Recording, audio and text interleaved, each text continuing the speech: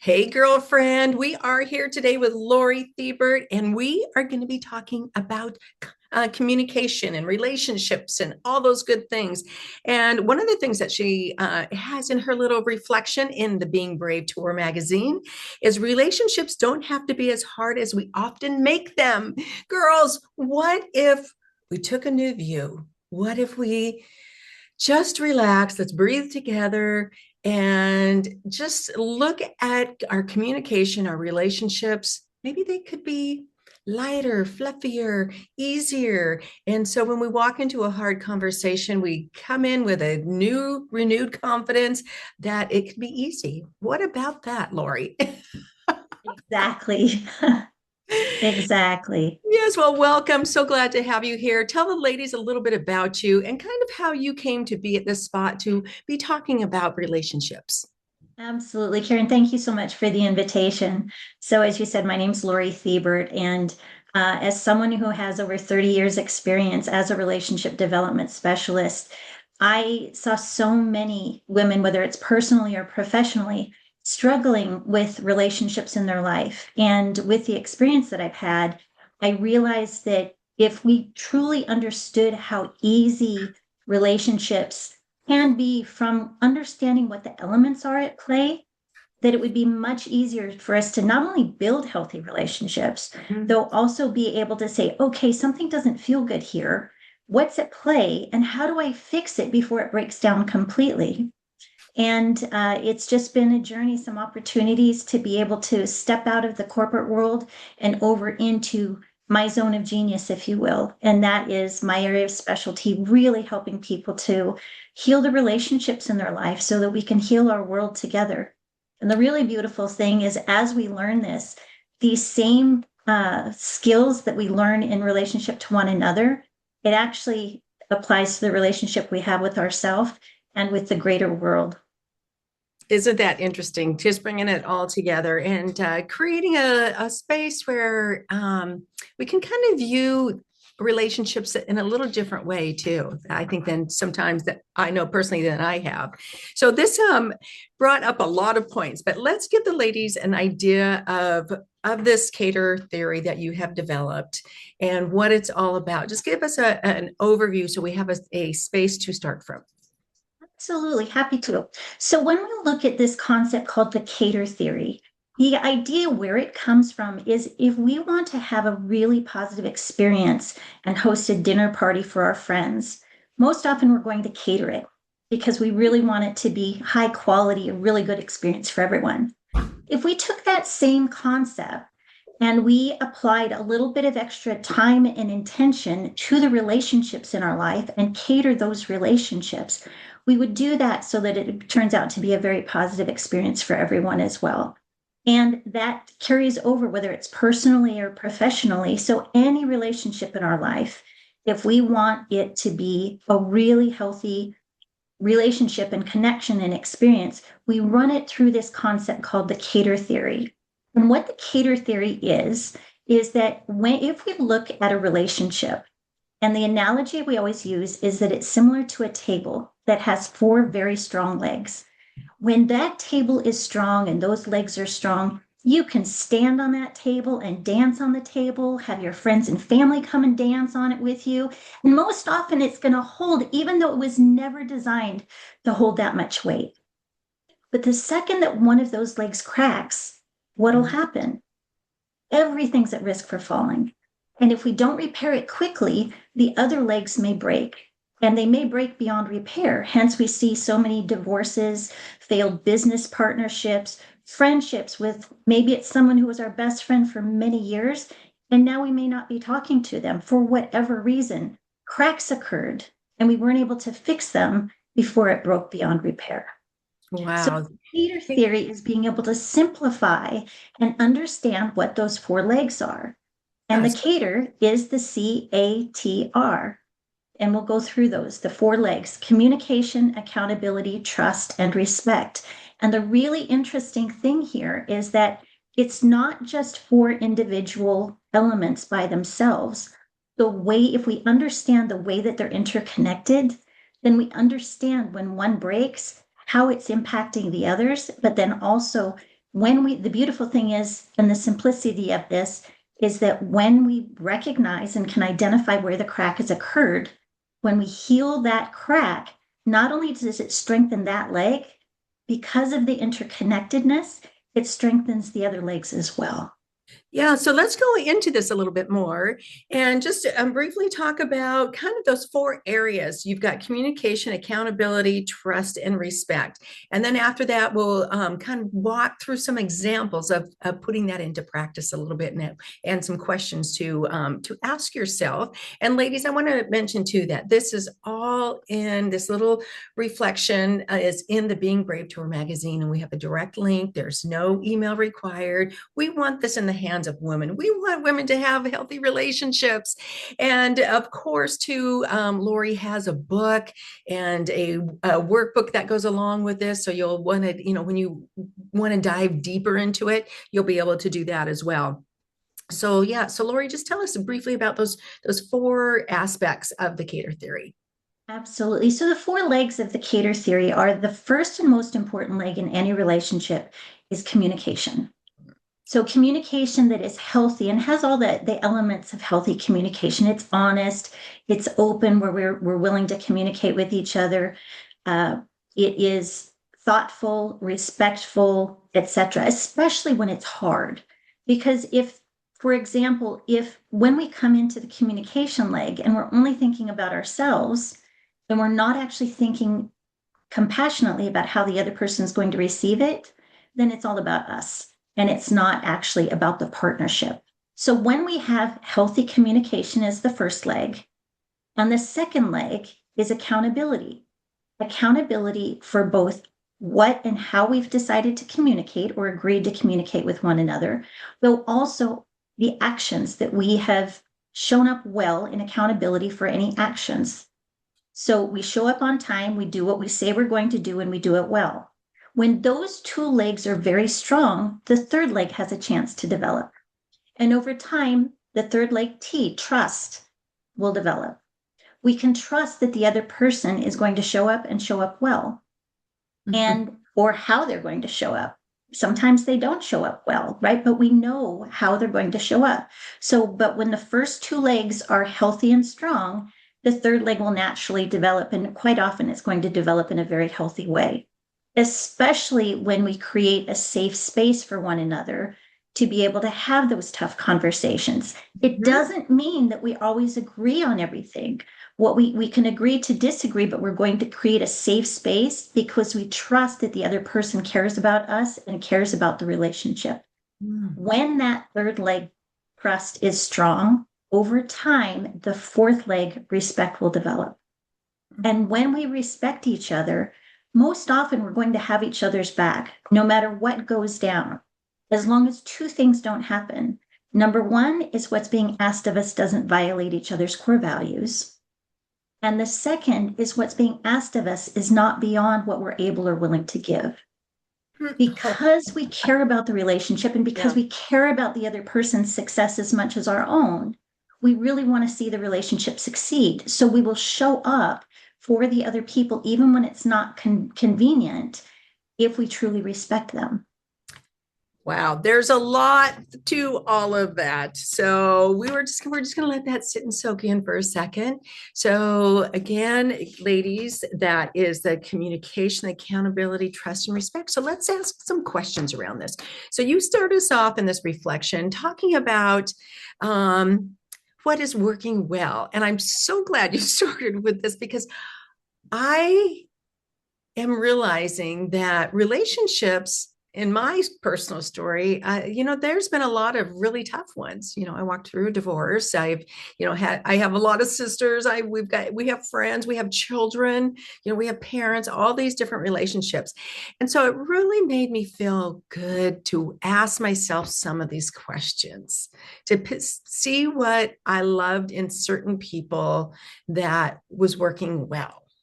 Because so often I know myself, I can go to what's not working well. And so when Natural. first you talk about and when you first address the respect and you ask, what do you respect about this person? How does this person make you feel? what are you willing to do for this person and what will they do for you? So I went directly to the question, how does this make you feel? That one, for some reason, just really sticks out in my mind. And I thought of a friend who just, when I talk to her, I know she's just got me and she just listens. And she always, the thing that she pauses before she answers. So I know she's always thinking very carefully about what she's going to say. And you know what? It makes me feel heard. And it That's an makes important aspect. and it makes me feel safe. That's for me. So what do you when you are asking these questions about respect, what are you hoping that women get out of that? It's the starting point because as we're working through understanding how those four legs build upon each other, ultimately the goal is to get to a relationship where we really trust and respect each other most often. Yes. Mm-hmm. Okay, so that's our starting point. So, like you said, it's important for us to identify what works for us and what truly feels good to us because each person is different. So, if we start at that ending point in mind and say, okay, this is a relationship that feels good to me. So, let's break it down and understand for me what are the aspects in that that feel good and what are the and looking through those different areas. So like for you, you landed on it's ultimately about that feeling. For Yeah. many of us it is when we think about a relationship and the most healthy ones that just really fill our soul with goodness. What about it is it that fills me up? And when I can identify those qualities, then I know for me what's the recipe for me to feel healthy and whole and respected. What are some of those aspects? And that's what those questions are designed to elicit. So Yeah. then we look and we use the same process for whether it's working well or not working well, is we always start, since the legs build upon each other, start with the end in mind and work our way backwards and say, okay, for the relationship that feels good, what about respect feels good to me? And then you can often look back and say, okay, so what contributed to that? When we look at the next leg, trust. So if there's these aspects that feel good to me, when we then go to the trust leg, we can say, okay, how has that person shown up or how have we shown up together such that we've been able to build this aspect of respect? What about the trust is it that feels good? Yes. And you know what, for me in this trust space, I realize I have a problem trusting. And so when these questions, so you ask, what do you trust about this person? How does this make you feel? How has trust developed over time between you? And so I thought, okay, I've got to think of a person who I really trust. And I have several girlfriends that just, I know, always have my back. They believe in me. And I think that's part of trust for me, is those people who really just believe in you and just aren't out there to look at what's wrong. And so I had to kind of keep bringing myself back to those people who I trust. And it sounds like you were able to identify that the aspects where for you in that trust is that they're going to lift you up, right? Yeah. That you're going to be there. They believe in you. They see you in the Yeah. whole. And here's the beautiful thing. Yeah. When we can identify those people who are going to lift us up in the wholeness of our human experience. So that means that on our good days and on our not so good days, they're going to wrap us up. We can trust that there's going to be a safe space for me to grow and evolve, and they're going to be by my side and not tear me down in the process. Mm-hmm. And so as women go through this and they identify for themselves, okay, what are those aspects that help me to feel that I can trust this person and hopefully look at, and I always, it's important to always look at it from both sides. What is it that I trust about the relationship? What if they express to me that they trust in what I'm bringing to the table, in what they're able to trust me with as well? Okay, I haven't really looked at it from their perspective. So this is challenging. This is really some challenging questions because that's not something, you ask your girlfriend or your spouse or whatever, what is it that you trust about me? What, or makes you feel that trust? That's not something we typically ask somebody. So is that usually something that you observe in them or just what you're thinking that may be, or kind of how are The you coming beautiful, about that? excuse me, I'm so sorry. I didn't mean to cut you off. So the beautiful thing about this, when we understand the importance of communication, is being able to have those vulnerable conversations and to just explore it. And those are some of the things in the space that we had in the Being Brave Tour magazine. I wasn't able to go into all of the different questions. So if they go into the actual personal workbook, that there's the link at the end, it goes more deeply into each one of these areas. This is to get a sense of the process of being able to say, okay, let's look first, like you said, at what's working. And then we use the same process a little bit later and we look at the aspects that don't feel so good. When we look at both the respect and the trust, again, we just keep going. We start at the fourth leg, the respect, work back to trust, because trust then is built on the accountability, both in the actions for how we show up with each other and also the communication. And then we work all the way back to the first leg, communication. So in each of those legs, when we're looking at that specific one, in this case, we're looking at what works well for me, right? We Mm, ask those questions. What works well for me? What is the recipe for me in this particular leg? And in this relationship that feels good to me, to start to be able to see these are the things that I can identify in this relationship as to why it feels good and how we interact with each other that yes. works. Yes. And you mentioned something earlier too about trust and about creating a space where you feel safe, Yes. and this was brought up to me recently that in a conversation that person I was having a conversation with did not feel safe sharing. And, because it was for all different reasons, and so much of communication and trust, respect, this whole process sometimes has maybe it's a child where you've had a long history, and the dynamics, especially as going from as a mother of a young child to a mother of an adult. I relate to that. Yes, Yes. I know there's a lot of women out there right now relating to that because we're in a different space. So that this whole process has to change because they want to be respected as an adult. And we're used to being the mother. And so this is an interesting space to be in and Laurie, there's very little about this whole concept, this whole communication, this relationship building. There's not very many processes that actually give you actionable steps to approach this and to think about this. So that's what I love about your cater theory, is that it gives us some concrete things to think about, and not just about ourselves but that person that is in the relationship. So it's like it's not just all about us. And that's one of the things that makes the cater theory so strong and so valuable is because my brother, who is an executive, and he's retired now, but he was an executive at a fairly large company, traveled nationally for work, etc. And he came to me one time after he'd read the cater theory, and he says, "Laurie, this is what makes this so transformational." He says he'd heard early on in his career this concept that information is only as valuable as when it can be recalled and used in the moment. And that's what the cater theory is that it's sticky. You can think about the table. What are the four legs? Like, how are they interconnected to work through it? So at the moment that something either feels good, we can say, oh my gosh, this feels so amazing. What about it feels amazing? Then we know for future reference that's important to me.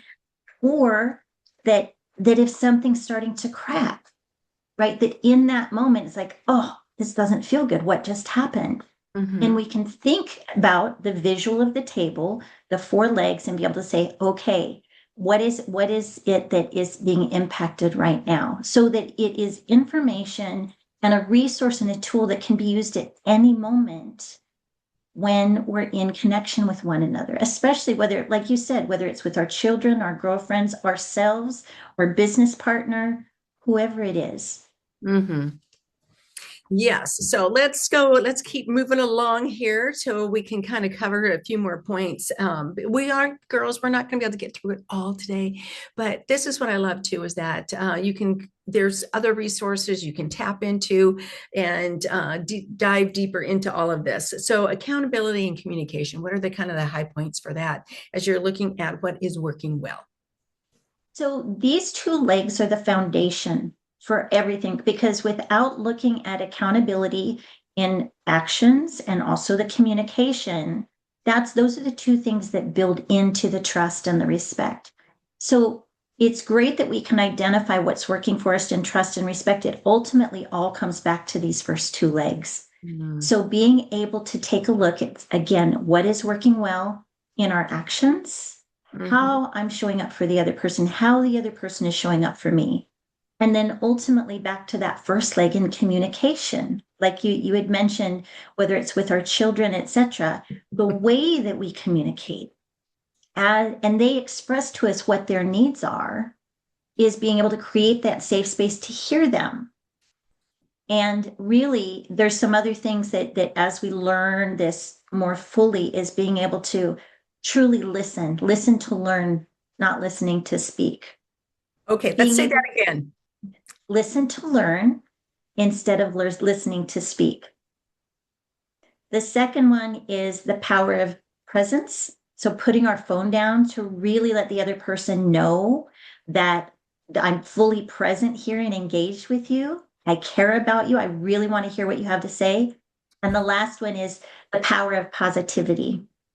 And that's, we could go down the negative route. And that's where you'd mentioned the power in us looking first at what is working, right? The more that we can look at the power of positivity as opposed to the negativity.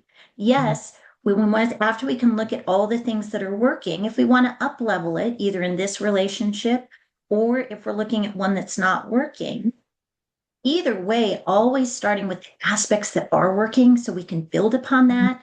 Then when we can identify, okay, well, here's where the few cracks are. Let's work on that then. And then the second part of the resource here is the same process that we just talked about, but instead of just looking at the parts that feel good, we're looking at the part that doesn't feel so good. Same concepts, same types of questions, but then being able to say, okay, let's build upon the parts that are working.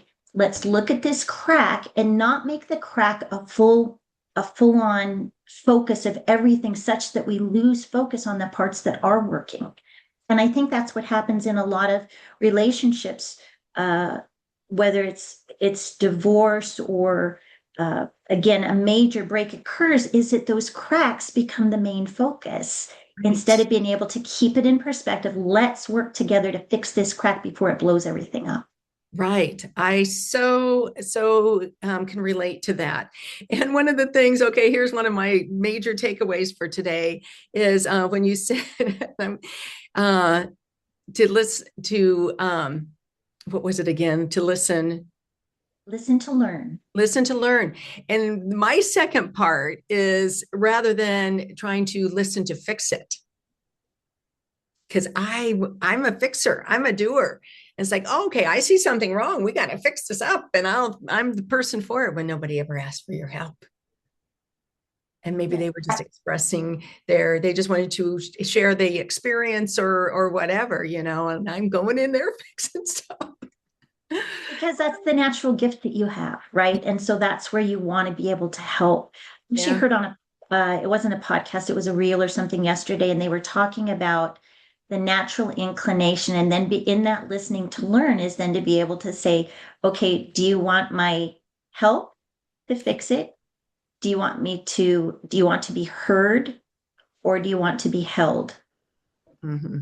So it's like, am I here to help you fix it? Do you want me to just listen, right, and not do anything? Or do you want me to just be by your side and hold you in this space as you're navigating whatever? It's really challenging. So this goes back to when we're bringing the fullness of ourselves, being able to figure out, okay, when we're in partnership, how can I be a better partner instead of just what's naturally like, this is what I want to contribute and this is what I want to give. It may not be what the other person needs. And this is another little nugget that is not in the workbook, but it's really helpful to know is we learn from a young age in some of our cultural upbringings is treat other people the way that we want to be treated. There's a little caveat on that though, is to if you really want to up level to the next level, and that's let's treat other people the way they want to be treated. Hmm. Because what works for me isn't necessarily what they need. So that Right. inclination for us to want to help, we may love it when somebody comes along and says, here, let me help. I'm here with you. I'm in it. Let's do this. I'm here to be support. That may not be what they need. So as much as we want to go help, it's being able to just pause and breathe through it and then listen to learn. What is it that you need from me in this moment so Yeah. that I don't crack the leg, right? Right. To keep the leg strong. Wow. So it's a combination. So right there, that works with both our communication, like because we're communicating with each other. Then it comes to the accountability leg. It's like, okay, we agreed that you would help or not help or whatever was needed. And then over accountable, did I do what they asked me to do? Right? Oh, Because then it goes into yes. the third leg, which is trust. Can they trust me? Because often it's helpful if we look at ourselves just rather than just looking at what the other person's doing. Look at ourselves first. See, can they trust me to hear what their request was and what we agreed upon? Did I show up in that place? Can I be trusted to do what I said I was going to do? Because ultimately that's going to get over. When I can do that, that fosters the respect for each other. It will help them to be able to respect me further. And then we can look at it from the other side. Then when they're doing their part in that, then hopefully I'll be able to respect them more because I also felt safe and supported. I can trust them, how they're showing up. It goes back to accountability. It comes back to communication. But the communication, if there's one thing I can leave anyone with, yeah, from our conversation, it starts with healthy communication and then it builds on that accountability. Those are the two most important legs in order for the trust and the respect to be created. Yeah. Laurie, so many. I'm just sitting here nodding my head because I'm like, this is just, there's just so much to glean from this and that healthy communication. And, if we haven't learned healthy communication, that's a space of growth. I know for myself. What does that even look like? So much to dive into, to explore, and I know this last little section, I'm just like, oh my gosh, this was for me. I'm going to be re-listening to this multiple times because you just had so much to say there, to have these healthy communications. But I think the thing that I overall am hearing is that relationships don't have to be quite so hard as we thought. That's the key takeaway. It's in the book that I wrote that is where this comes from. It's called The Cater Theory, Four Legs of Successful Personal and Professional Relationships. It's not rocket science. And that's the key. It's not rocket science. We don't have to know the O-ring, like the O-ring, is it going to blow everything up? Do I have to know exactly how everything fits together? No. It's pretty simple. And the beautiful thing is, I don't need to worry about, well, did communication break down in trust leg? Is it in the accountability? Is it in the community? Doesn't matter if you recognize that something's going on with the communication. When you fix it, it's going to help build those other legs as well. It's not rocket science. It's not as complicated as we make it when we understand how they're interconnected. And it's from that simplicity. It's not always easy because we're human. Yeah. And if things have built up over time, there's different cracks that have occurred over time. It'll take a little while to unravel it and to heal it. It is possible when we get to the point of letting the other person know what it is that starting at the end point, that respect, what it is that we value in the connection, in the relationship, That's what we want to foster and extend an invitation, not only for us to look at it from our side, but if we truly want to be in partnership, invite them to explore with you and work together with you to look at it from their side so you can meet in the middle and say, if we truly value this relationship, can we work together, find where the cracks are, and work together to heal it? Wow. Okay, girlfriends, lots here. And so, Laurie, as we close out, what's just one last thing that you might want to leave the ladies with? I think it ultimately all is this is an opportunity for us to make love visible in the world. And our world needs more love right now. And the more that we can work together to build bridges with the people that we care about, with the people who we're in connection with, the faster we'll be able to heal our world. And the key to happiness is healthy connection and healthy relationships. And that's what understanding the cater theory and how to cater our relationships is all about, so that we can experience more happiness and joy, peace and love in our world and in our Yeah. own lives. Laurie, thank you so much for joining us today. This has just been very insightful. And what I've been talking about with this magazine, which your reflection totally is the essence of it, is experiencing that beauty within. Ladies, you already have it within you. And some of it just needs to grow and blossom and flourish, but it is beautiful. And yes, I love that. Go out and share the love and let it radiate from within, girls. And we will see you next time. Thank you for joining us, Laurie. Thank you, Karen.